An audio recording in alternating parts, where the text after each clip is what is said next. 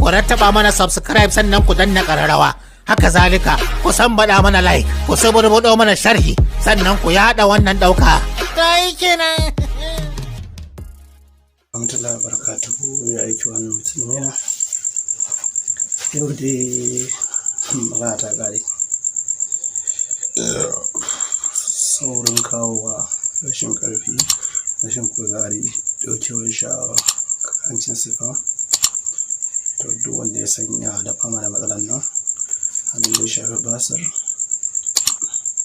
to ya nemi wannan fa'ida din da ya samu lafiya in Allah ya sayar da su. Allah ne ba lafiya ba dan adam ba. Mu da illa wanda Allah sanda mu ne kokari mu sanar da ku, mu tsara muku haske. Sai basir ya kashe maza, zaki ya kashe maza, maiko ya kashe maza, kajima bai kawai ba ya kashe maza, kwalle masu fam ya kashe maza. To ga su nan ne barkate abin da yawa. Sai kuma muke nazari da bincike ya kai muke ƙara wa 'yan uwa haske da mun samu lafiya wadatacciya.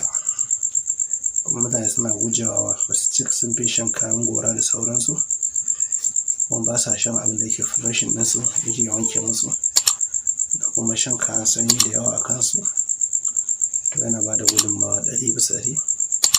To insha Allah yau mun zo muku da wani sirri akan matsala ta rashin kuzari, da kuma saurin kawa da matsaloli da dama. Matsala uku da yake maganin su, abin da ya shafi duk basir da sauransu. Idan ka amfani da shi zai taimaka maka. Wannan abin za ka nema na farko, nema habbar rashad, ka nemi tafarnuwa, ka nemi abin guda uku ne ko? Ne guda uku da muka wannan. Ka nemi habbar rashad, ka nemi tafarnuwa, ka nemi 'ya'yan ɓaure, ba dirimi ba, ɓaure. Kuna bambancewa, dirimi daban, ɓaure daban, kuma icen ƙawari daban.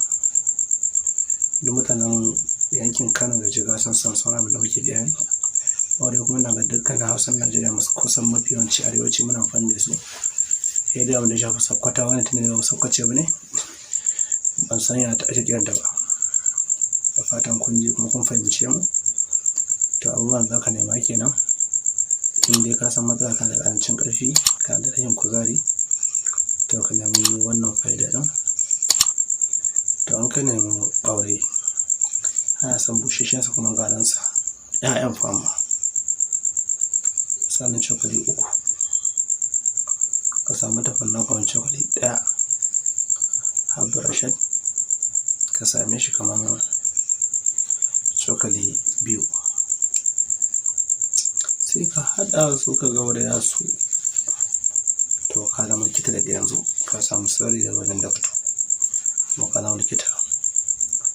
Abu uku za ka nema ko 4, ko ka samu nonon saniya, ko ka samu ɗanyen madara, ko ka samu madara fig milk, ko ka samu kunu na 'yan uwan talakawa. Ka samu wani magun da ka ne ka haɗa ɗin, kamar habbar rashad ɗin nan, da 'ya'yan ɓaure, da tafarnuwan nan. To sau da ake da rutin na sassan gaurayi, sai ka samu teaspoon kana ɗiba kana zubawa a madara ko yogurt ko nono ko nonon abu mai cakwai. Mutanen suka shafi yankin Jigawa da Kano ana samun su, balle wawa abin da ya shafi kamar ko Nijar, sa da yawan dabbobi da wannan. Sai ka zuba ciki, sai ka sha da safe in ka ci abinci, ka sha da dare kamun kwanta. Ka ɗan samu ki tsawon sati 3 kana yi, zuwa wata 1. Kai da kanka ka ci dakto, Allah ji ɗan mahaifa ya kama addu'a, an kiɗin ba marwaci ba ne. Sai ka ƙarin addu'a wani cikin ta mai barka, ta ƙara ƙarfi, ta shiga da zungurar da 'yan uwa. Ba da shawara, abin da muke tara mutane muna faɗa ba da akan biro na takarda na rubutawa, maganin mantuwa, saboda wasu dalilai da yawa. Sannan manta ta da 'yan uwa da kasa ta shirin na mai abuja, kar ka manta da like da share da yin subscribe da danna notification, da zarar mun ƙasa ke zaman fa'ida a fara sanar da kai. sannan kuma muna ƙarata ta da mutane da yin sha ga sauran al'umma social media. Masu shiga gurin akwai a description da su yi dannawa ba sai kuma sai kuma section gaba san kamu da su yi mata wasan number ko su kira mu kai tsaye insha Allah. Amma muna bada shawara ga yawan wasu ba ta kira mutum shi da dare mutum ya fara bacci ka gwanin ba su kyauta ba. Sannan kamar ɗaure dare abin sadaka ne ba mu ce kuma kuna rabu ku yi wa annabi rahama salati Allahumma salli ala sayyidina Muhammadin wa ala ali Muhammadin wa sallim. inna allaha wa malaikatahu yusalluna ala nabiyyi allazina amanu sallimu taslima sallallahu ta'ala alaihi wa ala alihi wa ashabihi sallimu taslima. Subhana rabbika rabbil izzati amma yasifun wa salamun alal mursalin walhamdulillahi rabbil alamin.